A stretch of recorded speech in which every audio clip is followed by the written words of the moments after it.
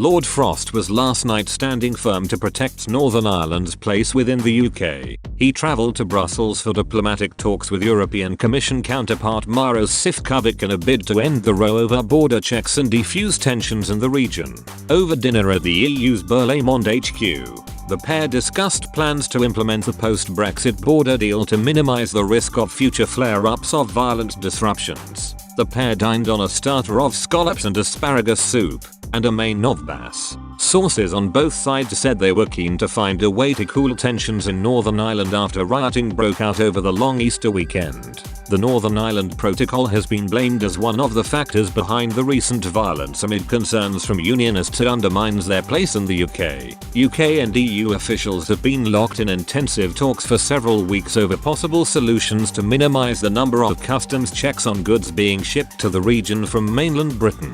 Lord Frost and Mr Sefcovic's intervention was said to be to inject a political steer into future wrangling over plans to avoid a hard border. The pair also discussed the EU's ongoing legal action against Downing Street for breaching the terms of the protocol. Brussels threatened to sue the UK over its move to defy EU red tape for Northern Ireland. Last month, Number 10 announced it would temporarily suspend EU border checks between the mainland Britain and the region until October. Lord Frost argued the measures are lawful, in good faith and to prevent supermarket shelves from running bare. The Commission has agreed to give Britain more time to respond to its legal action.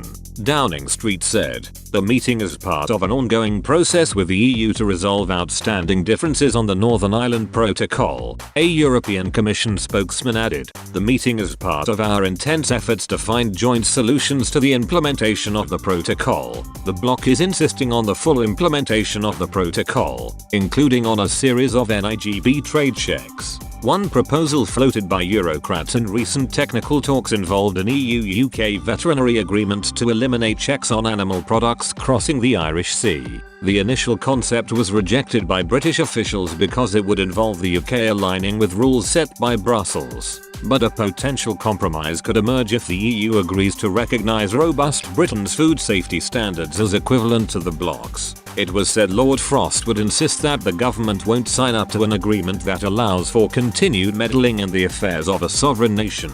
Ahead of his dash to the Belgian capital, the peer met with Irish Foreign Minister Simon Coveney as part of his bid to broker a compromise. Dublin is seen a more pragmatic partner than Brussels by Number 10, with insiders claiming Eurocrats don't fully understand the complexities of the peace process. Following the talks, Mr Coveney said, we need to talk seriously about how the protocol is being managed, how it can be implemented in a way that listens to the concerns many in Northern Ireland have and what flexibilities are possible. Meanwhile, furious EU capitals have voiced frustrations with MEPs for undermining the bloc's position in the wrangling over Northern Ireland. The EU Parliament refused to set a date for the final vote to ratify the Brexit trade agreement in a bid to force British concessions in the talks. But their threat angered member states, including Germany, who are worried it will weaken the EU's negotiating position.